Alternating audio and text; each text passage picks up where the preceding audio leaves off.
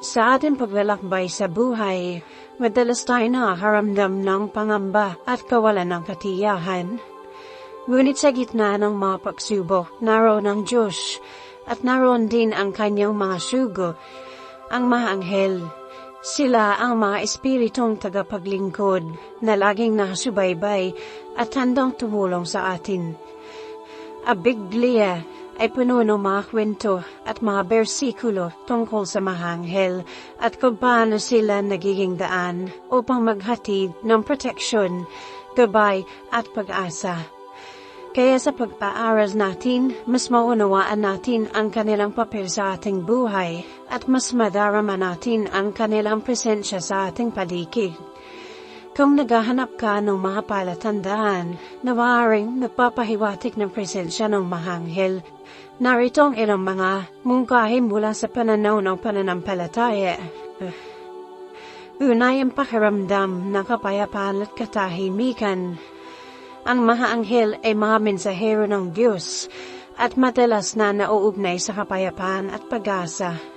Kung nakakaranas ka ng biglang pakiramdam ng kapayapaan o katahimikan sa iyong tahanan, maaari mong isipin na ito ay isang palatandaan ng presensya ng isang anghel. Makikita sa Mateo 28 versikulo 20. At narito, awa siya sa iyo, lagi hanggang sa katapusan ng mundo. Sa awit, 103, versikulo 20 hanggang 21, purihin ninyo ang Panginoon, kayong kanyang mga anghel, kayong mga malalakas, na nagsasagawa ng kanyang salita, na nakikinig sa tinig ng kanyang salita.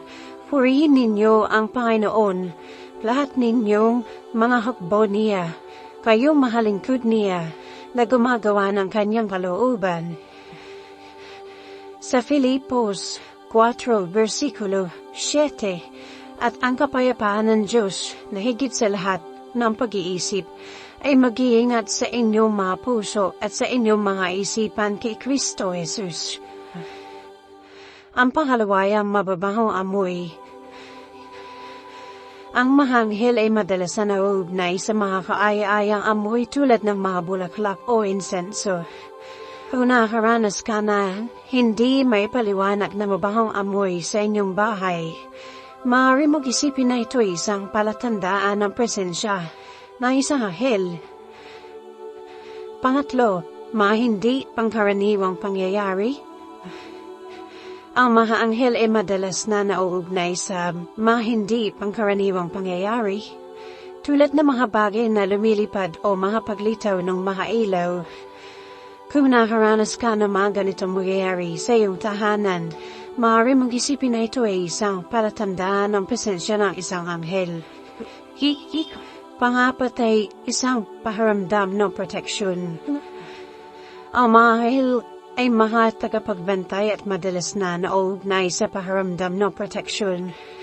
Kung nakaranas ka ng pakiramdam ng seguridad at kaligtasan sa iyong tahanan, maaari mong isipin na ito ay isang palatandaan ng presensya ng isang anghel.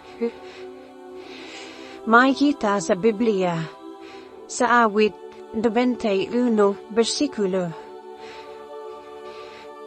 11 hanggang 12, sapagkat siya ay mag-uutos sa kanyang mga anghel tungkol sa iyo, upang ingatan ka sa lahat na iyong mahalahan.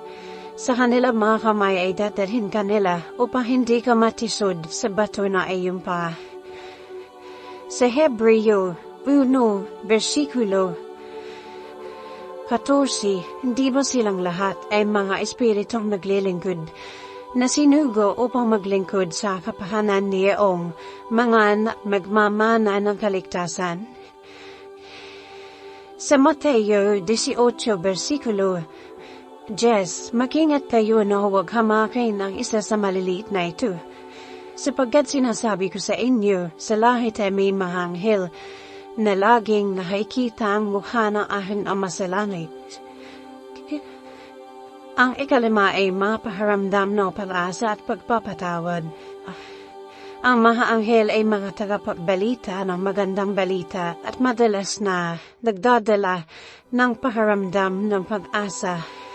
at pagpapatawad. Kung nakaranas ka ng biglang pagbabago sa iyong pananaw o pakiramdam na mas magaan na iyong puso, maaari ito ay isang senyas ng isang anghel na nagbibigay sa iyo ng lakas. Ang ika-6 ay mga pangyayaring nagkataon. Ang mga anghel ay madalas na nagtatrabaho sa mga coincidences o mga pangyayaring nagkataon na nag-aalok ng tulong o gabay kung nakaranas ka ng mga kaganapan na tila sadyang nangyayari para sa iyo. Maaari mong isipin na ito ay isang tanda ng isang anghel na gumagabay sa iyo.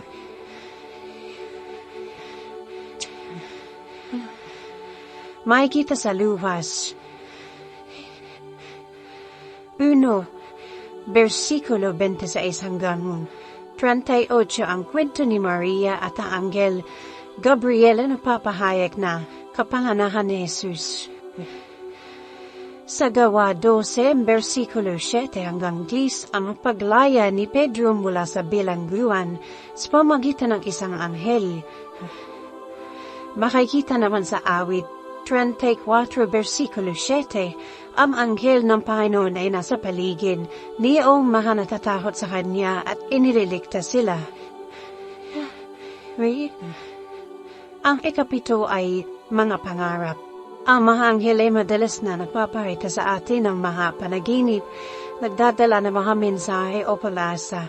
Kung mayroon kang isang malinaw at makahulugang panaginip na nag-iwan sa iyo ng isang paramdam ng kapayapaan o patnubay, maaaring ito ay isang mensahe mula sa isang anghel. 8 ay mga bagong simula. Ang mga anghel ay madalas na nagiging tanda ng mga bagong simula o pagbabago sa buhay. Kung nakaranas ka ng isang malaking pagbabago sa iyong buhay, maaari mong isipin na ito ay isang tanda ng isang anghel na naghahanda sa iyo para sa isang bagong kabanata. Mahalaga rin na tandaan na ang mga anghel ay hindi lamang nagpapakita sa mga malalaking pangyayari. Maaaring silang magpakita sa pamagitan ng maliliit na bagay, tulad ng isang kanta na narinig mo, na nagbibigay sa iyo ng inspirasyon o isang tao na nakilala mo, na tumulong sa iyo sa isang mahirap na panahon. Tandaan na ang mga anghel ay mga espiritual na nilalang na naglilingkod sa Diyos at sa kanyang layunin.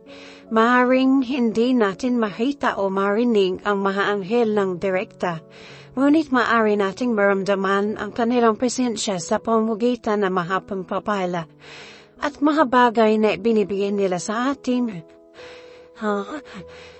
Ang pinakamahalagang bagay ay ang manatiling bukas sa posibilidad ng kanilang presensya at magkaroon ng pananampalataya sa Diyos at tumingin ng kanyang patnubay sa ating buhay.